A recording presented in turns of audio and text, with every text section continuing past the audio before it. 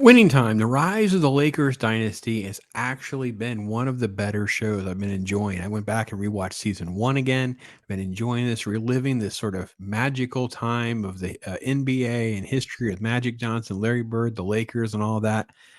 And then we get to the finale, and I swore there was another episode. This is episode 7, and it wrapped. And I know it happened a little while ago, but it wraps up. So let's talk about this final episode, how the season comes to a close.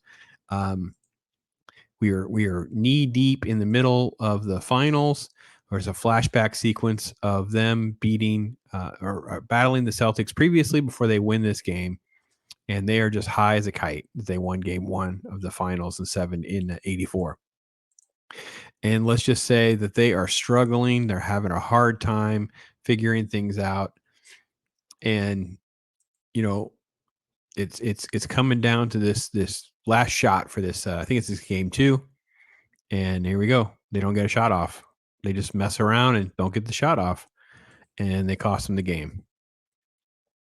And Magic he's just in his own head. And I think that this was really a great climax for the series, especially because I thought there was another episode. So we're going to figure out how to wrap things up. You have all the different characters that come into play. It's done very well. They set up the fact that the daughter, she's going to be part of the organization or not. What's her role going to be? I loved all of that. It kind of really they never really got off kilter in this season. They did a pretty good job of balancing just about everything out. And then the conversations kind of continue as we get to the game. And then you start to realize things are falling apart for Jerry. The divorce and the lawsuit. And then this is the game where they're, how are they going to pull this series out or not? I got to be honest, this is exactly what everybody wanted. They want lots of the basketball footage. They want to see this drama because these games in these series were going down to the wire. They're going down to 7 games. There was so much wrapped up in these. It was such a blast to live to. I don't always like the dramatization with the Bird Magic thing, but it's fine. Riley just loses it at one point. You can't believe how they've been playing, how they're losing games, how bad Magic is playing. And this is look at that's supposed to be Nicholson. Getting in the face, screaming, yelling, ranting, and raving. The chaos is breaking out. So we head towards game 7. This is the stuff about the divorce. As Jenny tries to find out and realize, so we get to this final game and this final match.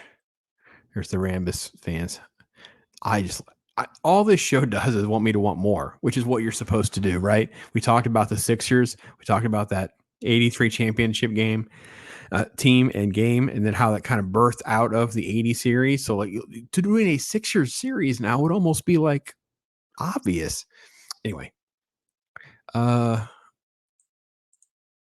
this is the first time we really got Bird and his mom, which is interesting because she does play a bigger role in a lot of stuff in his life, and I think it's really funny. And it's played for laughs because she makes a Bill Lane beer joke, which is great. And we kind of proceed through the series and how it's going to come to a head with a game 7. And what they've done in the show is they've set up the fact that the Boston Garden, like they turn the heat off, so it's like 90 degrees in there, things like that. What did he say? Red Auerbach talked about how they got the groundskeeper to like turn the water off in the shower so Cream couldn't cool down, things like that. So the game's going along pretty well, super tight. Boston wins that game. It's just crazy. And there's like a punch and a lawsuit to take out. And then, of course, then you have this sort of finale, like it all comes to an end. Let me get back to that shot because it's very important that we have that shot right there. They win the 84 series. So I'm like, okay, we have one more episode, right? One more episode. So we're going along. And I kid you not, I'm watching this episode believing there's another one coming. I only have like 5 minutes left, and that's with the credits. And instead I get sad Magic, sad Jerry and Jenny, and then we have a montage because that's it. And the show then just gets canceled. The show airs, and then the news of its cancellation happens. And I'm like, what? I don't understand. What are we doing? a knife to the chest. No. They come back in 85 and they win. No, more Larry, more magic. What are we doing? I don't understand. They don't even make a bunch of transactions. It's an easy thing. Like, oh, this was such a disaster. It turned into such a letdown with this stupid montage of what happens next. And yeah, look, it's like yeah, what? And the worst part was they didn't. So the entire series, way back in season 1, started with magic.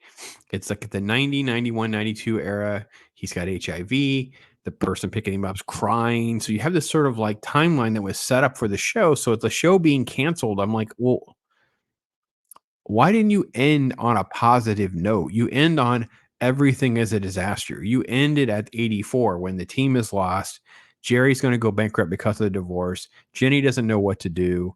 All the players are like discombobulated and whatever, when in fact they all coalesce, everybody gets through it, everything survives, and we should have ended on a positive. Like, this was such an embodiment of a show ending so badly. I didn't know what to say. I'm still in shock about how bad this show ended. I've enjoyed it. I can recommend it, but man, what a disastrous ending. I couldn't believe it. So you guys tell me what you guys think.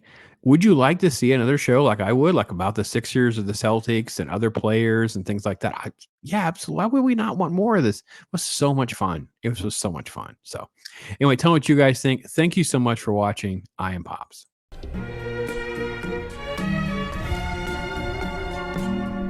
Yeah. Right?